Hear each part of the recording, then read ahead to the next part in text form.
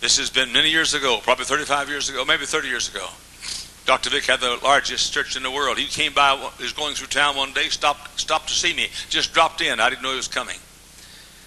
I had a date that afternoon with Becky, our daughter, who was probably 10. Had a scheduled date with Becky. Dr. Malone came in my office just before I left to go be with Becky. He said, Dr. Hyles, I need an hour of your time. I said, Doc, I can't give it to you. He said, what do you mean? I said, I mean, I've got an appointment. He said, what is so important that you couldn't see me for an hour? I said, I don't will tell you what it is, but it's that important. And I can't see you. I was a kid preacher. I was in my 30s, and I turned down the famous Dr. G.B. Vick, pastor of the largest church in the world, to go out and have a date with Becky. God didn't command me to be a good friend to Vic. He commanded me to be a good father to Becky. Dr. Vic got upset and left. Several weeks later, I got a letter from Dr. Vic. Said, Dear Dr. Hyles, I found out what was so important, that you couldn't see me. And I was angered by it. G.B. Vic. P.S. You made the right choice.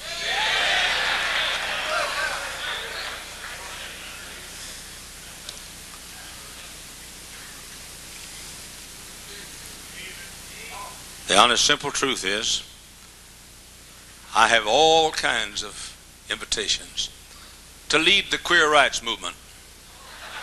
Oh, not the movement, but the anti-queer rights movement.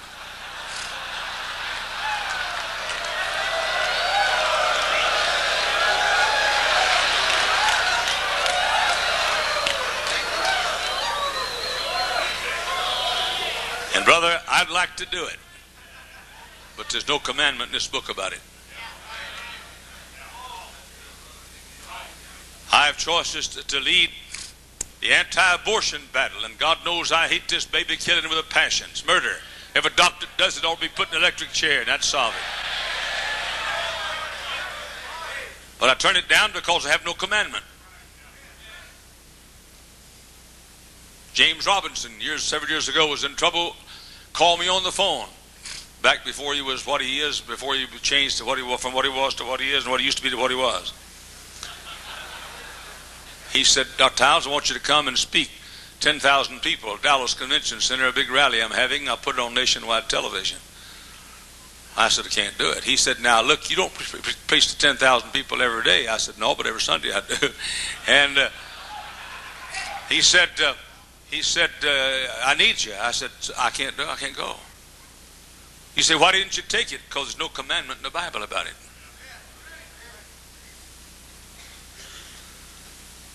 America will never go forward until America has some preachers who do not leave undone the things that God has commanded. I'll tell you a little story. Many of you have heard it. I think I won't. I think I'll give you a little outline right quickly, because I'm going to leave something undone if I don't. Follow me carefully. I'm going to talk quickly now and tell you the priorities and the schedule of the young Jack Hyles. Not the Jack Hyles now, but the young Jack Hyles. Point number one, young Jack Hyles spent 20 hours a week in prayer. So does the old Jack Hyles. That's first on my list of priorities. That's a commandment. I never walk in this pulpit on Sunday without spending 20 hours a week in the woods alone with God during the week. Never do. Number two, the young Jack Hyles had a date each week with Mrs. Hyles. She says, is that a commandment? No, but it sure was fun. And is. Number three, the young Jack Hyles had a 1-hour date each week with each daughter. A 1-hour date each week with each daughter.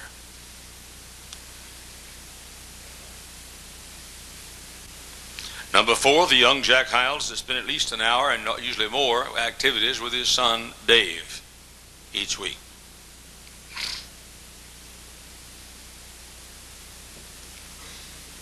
Number five, young Jack Hyles gave every Saturday morning to his young people. Every Saturday morning, the young Jack Hyles gave to his young people. Some of that, as I told you before, was I'd organize a little junior boy softball league, and I'd be the head of it, the umpire, and I'd organize the league. I'd rush to my office and leave my office door open 3 hours every Saturday morning so my high school folks could walk in and be with me. As I said the other day, to this day, every Saturday morning I got a bunch of high school girls come in, a bunch of high school boys come in, and we just have a time together, a lot of fun. I'm still a little high schooler. When I became a teenager, I didn't trade my childhood in. I added adolescence to my childhood. When I became an adult, I didn't trade my adolescence in for it. I added my adulthood to my adolescence. That's why I can conduct Vacation Bible School and enjoy it, and kids have a great time. That's why I can preach at youth conference and enjoy it, and the kids have a great time. That's why I can get you old deadheads, and I can enjoy it while you have a miserable time. Number 6, every Saturday afternoon, young Jack Hyles went home, took the car at noon, tossed the keys to Mrs. Hyles and said, "Get out of here, I'll babysit for 5 hours." Every Saturday afternoon, from noon to 5, I took care of the kids, let Miss Hyles get out and have some time alone. Young Jack Hyles, number 7, Monday through Friday. This is before I was known.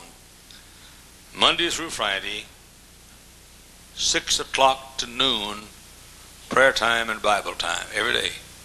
Monday, Tuesday, Wednesday, Thursday, Friday, 6 o'clock in the morning till noon, prayer time and Bible time. In little country churches, I'd leave the house at 6 o'clock. I'd get up about 5:30, leave the house at 6 o'clock.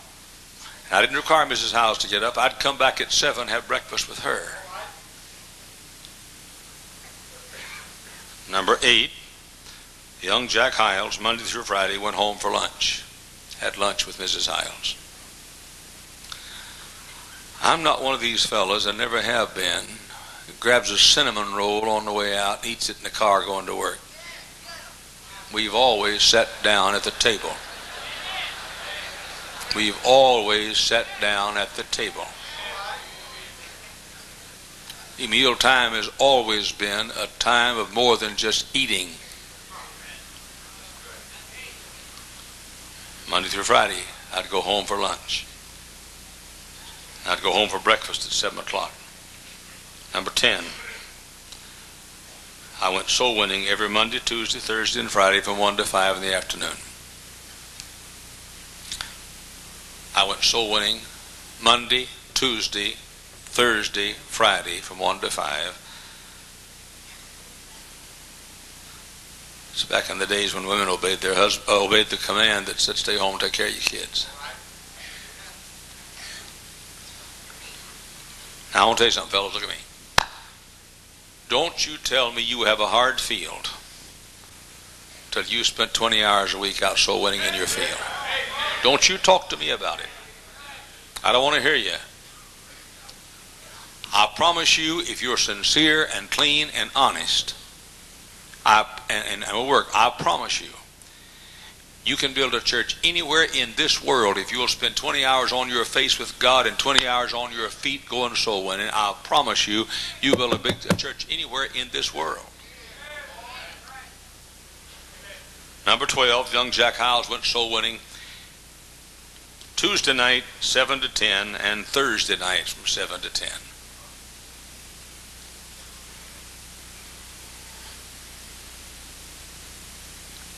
That's 22 hours every week. And get invitations those days to go around the country and preach. I was an unknown country preacher. Number 13 and last, I was home Monday and Friday and Saturday nights. See, we were married over 5 years before we had our first child. And even then, when I got bigger and church got bigger, I had to rearrange my schedule. I'm talking about the young Jack Hyles. I'm talking about you fellows that trying to copy the Jack Hyles of 1995. You'd be very wise to copy the Jack Hyles of 1955.